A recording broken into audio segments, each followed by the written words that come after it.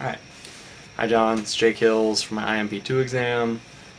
Just get right into it. Explain the process of pre-production. Alright.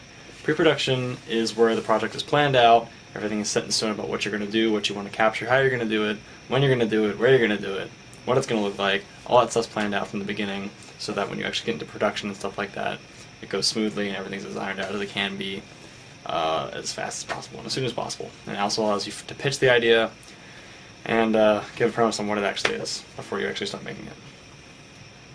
Okay, what are the most important steps in the process and define them? Alright, so there are a couple steps in the process. First of all, you have your proposal, which is like a summary of what your project is. For example, it could be like an LP from a metal band, something like that, to give an idea of what it is, what you're making. Your premise, which is a concise statement about what it is in the story and thematical elements of it when you're making it. This kind of gives a purpose to the project and adds like a grab to it, a hook for your audience, makes them want to see it. A synopsis, which is a short description of your story elements. This isn't as detailed as the next step, which is treatments. It's just a basic premise of what the story is about. Your treatment is your actual detailed summary of your plot points, your theme, your characters, your settings, what it's going to look like, all that stuff is hit your treatments. You have your scripts, which is your on-paper idea of how this thing is actually going to get made. Those tell you everything about what's said, what the shot's going to look like, what time of day the shot's going to happen in, stuff like that. You have your script breakdown, which is includes a list of things you'll need, like equipments and personal needs for the cast or crew, whoever. Also helps just pretty much list everything you will need to actually produce what you have written on your actual script. You have a production schedule, which is a timeline of when things will happen in all your production phases from beginning to end. When it's going to be edited, when it's going to be shot, when we can get so and so on set, stuff like that. Excuse me. So yeah, you have your storyboard, which is the graphic visualization of your film. So the shots in the movie like Lord of the Rings have storyboards to them. They were drawn out for people to see before they actually went out and shot these things in New Zealand. So it details all the key points of a scene, basic shots, things like that. And then you have your budget, which is how you will spend all the money you were given for your project. Alright, your next question is, why is pre-production needed? You need pre-production for a lot of reasons. One, it kind of gives you a basic idea of what you want to do, because you can't just go out there and do it. You can't just go out there and make Lord of the Rings. You can't just go out there and record and master puppets. You have to have an idea of what you're doing before you go out and try to do it. It sets a schedule for everything, so when you're going to do it and how it's going to happen, so everything's set in the stars for you to happen. It helps, push the idea and get it to a place where it can be created efficiently and quickly and with as little hindrances as possible. So it just helps smooth everything out and create an idea for what's going to happen, how it's going to happen, and how it will be made. Alright, next question. How does the pre-production relate to the other stages of the production? Actually, before I answer that, I want to go back to the why is it important and give an actual example of our audio project, which helped. We got all of our sounds listed out, when we were going to go record them, and a basic idea for what we were going to make before we went out and actually made it, which helped the later parts move much more smoothly.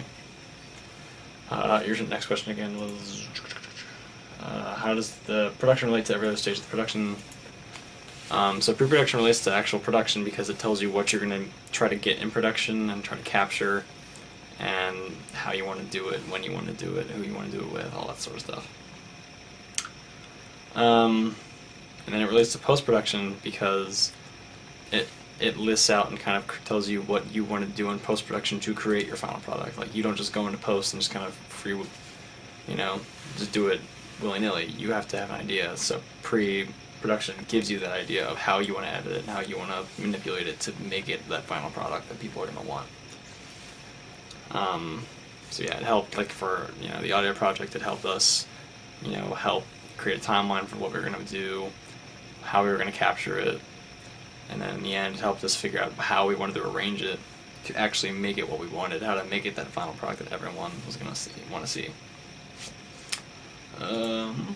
Next question was question E. Explain the process of post-production and define the steps. Post-production, it comes after production. Obviously, you've already grabbed your sounds, your footage, or whatever you want, and now you have to take what you grabbed and manipulate it and create it and reshape it into your final piece. So the steps that are digitizing, which is when you take your film, excuse me, when you take your footage that you captured and digitize it on your computer, or like say you have a riff for a song or something, you record that and digitize that. And then, so getting it down to a file size that can put into an editor of sorts, and then you can manipulate it that way. Then you actually have to edit it, and that involves things like color correction, panning, cutting, effects, and you just reshape it to get your final piece. So like we used for our audio project, we used Reaper to edit our sounds, cut it, we added like phaser effects or whatever, reverse sounds, automation, panning on which side of the stereo field you want it on, things like that. Overall audio design, and just if it's a visual thing, just how the scenes are going to flow to make it make sense, things like that. Lastly, in post-production, you have your distributing or rendering section where you actually make the product and make it available for people to see or attain, so that you could put it out there on something like YouTube for people to watch for free, anywhere on the internet. DVDs, you could burn them to, Blu-rays if you have that sort of technology. You can make a digital file for people to download, or you could stream it on something like Netflix, stuff like that. And then at that point you've already finished your product and it's out there for you to see. So for rendering, an example of that was when we actually finished the project. We exported it out of Reaper as an MP3 file, and then we uploaded it to SoundCloud where people could listen to it and download it. And yeah. Explain the two types of analytical montage. Give examples. Alright. First one is sequential analytical, which is where you take an event and you boil it down to its key points.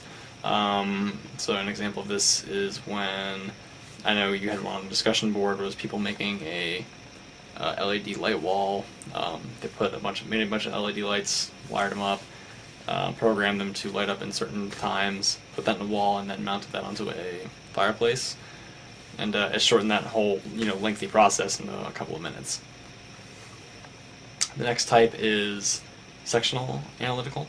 This takes a progression and stops it and looks at one point from several different angles. So like say a baseball game, someone hits a home run, and then they just take that home run and they hit it from different shots to give it more emphasis, like a bird's eye behind the plate, outfield, stuff like that, and focus on that one moment.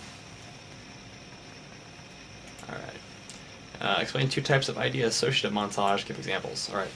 First idea associative montage is comparison. That's when you take two similar ideas and you actually compare them that way.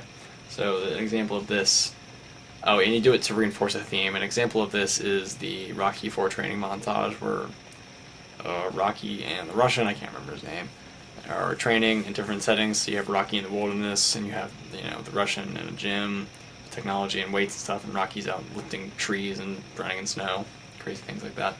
And that reinforces that whole training idea, but in two different complete settings, but yet they're the same. Lastly, you have collision idea associative montage, where two images clash to reinforce a basic idea. So you could have like a picture, like a shot of a mom like tying a little boy's shoe, and you could have like a shot of a woman tying a man down to a chair. They're two clashing images that represent two of a theme of something somewhat similar. You could express an idea of love, but like a motherly love versus psychotic love, something like that. But two similar yet really different shots. Yeah. And I think that's about it. So, thanks for watching.